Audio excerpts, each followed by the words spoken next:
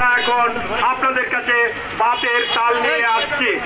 কাপড় পরাইতে পারি না, অথচ আমরা আমাদের দাবিগুলি পূরণ করে সেই 21 তারিখের পূর্বে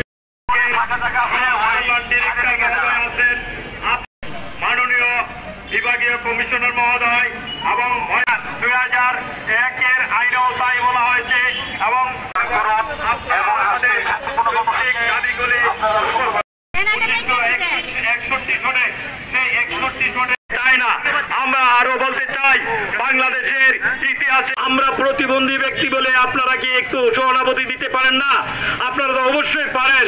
আমি জানি মানুষের জন্যই একটু সহানুভূতি দাও।